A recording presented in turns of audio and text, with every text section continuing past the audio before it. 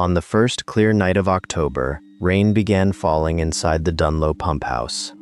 There were no clouds above Arrowhead Reservoir. The moon was sharp enough to reflect from the black water. The roof of the old pumping station had been missing shingles for years, but it was mostly intact. There were no holes wide enough to explain what happened inside. At 11:46 p.m., a white-haired man standing on the reservoir road saw droplets strike the floor through the broken front windows. Not a leak, not mist. Rain. It fell in a perfect circle in the center of the empty building. The floor grew wet. Water ran toward the old red flood door at the back wall, and from somewhere beneath the sound of the drops, the man heard 5 people speaking at once. He did not stay to learn what they were saying. His name was Jesse Givens. The next morning, he mailed a cassette tape to Elena Ward. Elena restored old recordings for a living. Most of her work was ordinary. Interviews copied from decaying tapes, family videos with damaged sound, forgotten local radio programs. She loved the small details that survived in old audio, the click of a kitchen clock, a dog barking in the distance, a person taking a breath before saying something they never planned to say. The package from Jesse contained 1 cassette, a typed note, and a hand-drawn map to Marin, Oregon. The note said only this: "I recorded the rain. It said your name." Elena listened to the tape 3 times before she drove north. At first, it was nothing but a steady patter, like rain on a tin roof. Then came a low vibration beneath it, mechanical and uneven. At the 40-second mark, a woman's voice whispered through the static. "Elena." The voice sounded exactly like her own. Then it said, "When the rain reaches the stairs, do not open the red door." Marin was a small reservoir town surrounded by wet pine forest and abandoned service roads. The old sawmill had closed years ago. The only diner sat beside a gas station and a faded sign reading, "Welcome to Marin, still here." Jesse Givens was waiting in a booth near the window. He was 63, broad-shouldered, with a gray beard, and the look of a man who had not slept deeply in a long time. He did not ask Elena if the tape had frightened her. He asked if it had used her name. Elena said yes. Jesse stared into his coffee. "Then it knows you listened," he said. Elena tried to laugh, but the sound stopped halfway out of her throat. Jesse told her that the Dunlow pump house had been abandoned since 1958. It stood at the north end of Arrowhead Reservoir, where an older drainage tunnel passed beneath the hillside. The house had once monitored the pressure on the reservoir gates. During the Arrowhead flood, 5 maintenance workers had been sent to inspect the tunnel. They never came home. The official report said a sudden breach filled the service gallery before anyone could reach them. But Jesse's grandfather had worked at the waterworks. He said the 5 workers had radioed for an emergency release. They needed the diversion valve opened before water reached the gallery. The director of the waterworks, Daniel Morrow, refused. Morrow believed releasing the reservoir would destroy the mill below the dam. The mill belonged to his investors. The people in the gallery were employees. Replaceable, according to Morrow. Jesse's grandfather had watched Morrow lock the red flood door himself. "Why lock it?" Elena asked. "Because they were trying to get out," Jesse said. He slid the cassette case toward her. The rain started after that. Not every night, only when the reservoir is low enough for the old tunnel to breathe. Elena looked toward the cloudy window. "And what does it do?" Jesse's answer came quietly. "It keeps the last thing people say." That evening, Elena drove to Arrowhead Reservoir alone. She told herself she was not chasing a ghost story. She was investigating an altered recording. There were dozens of ways a tape could be manipulated. Someone could have found her name online. Jesse could have played a cruel joke. But she carried 2 recorders anyway. One was the old cassette machine Jesse had sent. The other was Elena's field recorder, a compact black device with clean microphones and a bright digital display. The Dunlow pump house sat at the edge of the water like a ruined chapel. Its windows were black squares. Rust stained the concrete walls. A narrow set of steps led to a steel door hanging open on one hinge. The night was dry. No wind moved through the pines. Elena stepped inside and smelled dust, rust, and something colder than either. The room was empty except for an iron control wheel, a warped desk, and the red flood door on the back wall. It was larger than she expected, tall enough for a truck to pass through, painted the color of dried blood. Her flashlight passed over a line of old safety notices. Most had peeled away. One remained. Emergency diversion valve, lower chamber. The letters were faded, but the arrow pointed down a narrow stairwell beside the desk. Elena placed her field recorder on the floor and pressed record. For 6 seconds, there was only silence. Then a single drop struck the concrete. Another followed. Then 50 more. Rain began falling from the empty air in the center of the room. It did not touch the ceiling. It appeared 3 feet below it, forming in the darkness and dropping hard onto the floor. The circle of water widened around Elena's boots. She grabbed the recorder and backed away. The display showed that it had captured sound. Elena pressed playback. At first, she heard the patter of rain. Then her own voice spoke from the recorder. "The water is at the stairs. Don't let him see you turn the wheel." Elena dropped the device. Something creaked below her. She turned toward the stairwell.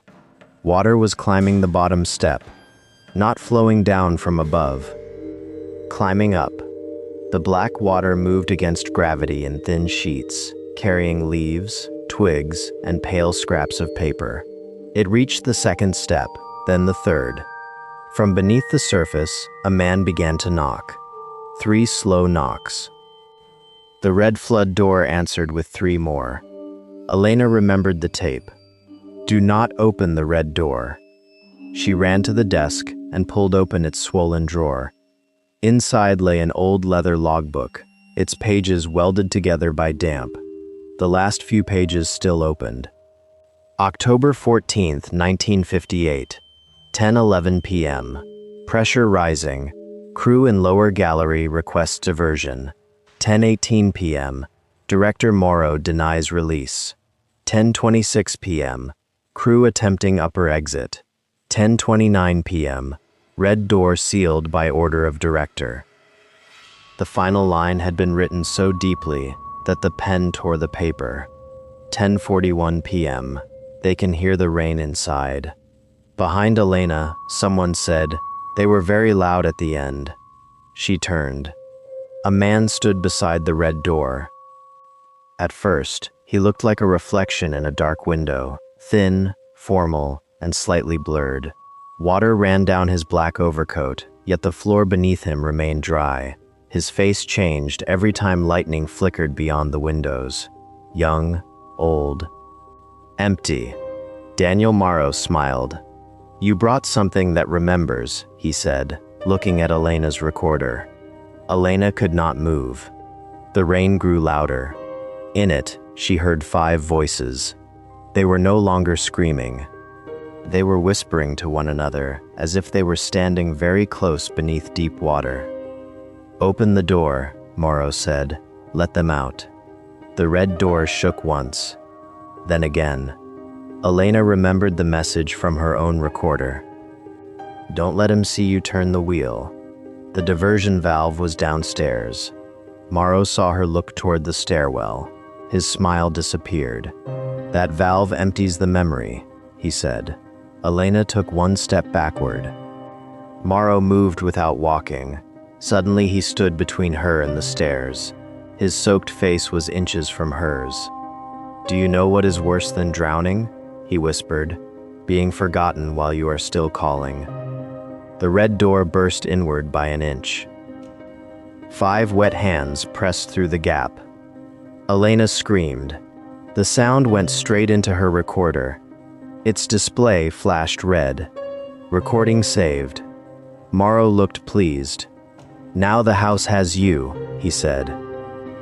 The rain changed direction. Instead of falling, it rushed toward Elena. Cold drops struck her face, entered her ears, ran beneath her collar. The room filled with the smell of lake mud and old metal. In the water around her feet, shapes began to form. 5 figures stood in the rain. They were not corpses. They were people made from water, wearing work shirts and heavy boots. Their faces were smooth and unfinished, as though the house had forgotten them first. One raised an arm and pointed past Morrow. At the stairwell, Elena understood. She threw her flashlight at the windows. Glass shattered. Moonlight spilled into the room. For 1 second, Morrow turned toward the sound. Elena ran. She hit the stairwell shoulder first and plunged down into darkness. Water climbed around her calves, then her knees. Every step below was slick with something that felt like hands. At the bottom, her flashlight rolled to a stop beside an enormous iron wheel set into the wall. Diversion valve. The wheel had not moved in 66 years. Elena grabbed it with both hands and pulled. Nothing happened. Above her, Morrow's voice floated down the stairs. "You think they will thank you?" The water rose to Elena's waist. "They don't remember their names," he said. "They don't remember daylight. They only remember the last thing they heard." 5 hands broke the surface around her. Elena looked at the wheel. Then she looked at the black recorder still clipped to her jacket. She pressed play. Her own future voice filled the lower chamber. "The water is at the stairs. Don't let him see you turn the wheel," Morrow screamed. Not in anger, in fear. The 5 rain figures turned toward him. Elena braced both boots against the wall and pulled until pain tore through her shoulders. The wheel moved. Once. Twice. Then it spun violently beneath her hands. Somewhere inside the hillside, a gate opened. The pump house groaned like a living thing waking from a nightmare. Water rushed away from Elena's legs. The rain in the upper room reversed, flying upward in silver streams. The 5 figures rose with it. As they passed the stairs, their faceless heads turned toward Elena. For the first time, she heard them clearly. Not screaming, not begging, just saying goodbye. Morrow tried to run, but the water gathered around his ankles. It climbed his body like a black coat. He reached for Elena once. Then the rain pulled him through the red door. The door slammed shut. At dawn, the Dunlow pump house stood empty again.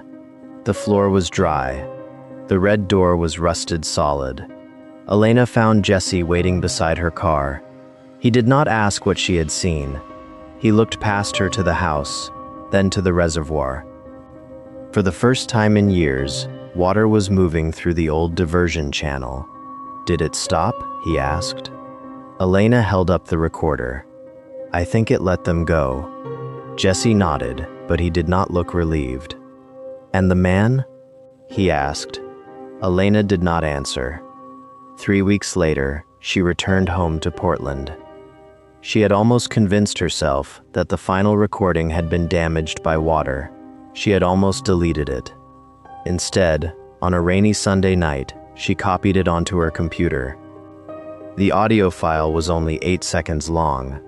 There was no rain, no screaming, no red door. At first, there was only Elena's breathing. Then, Daniel Morrow's voice spoke directly into her headphones. "You opened the valve," he said. There was a long, wet pause, but you kept the recording. Outside Elena's apartment, rain began to fall. Inside her living room, one cold drop struck the floor.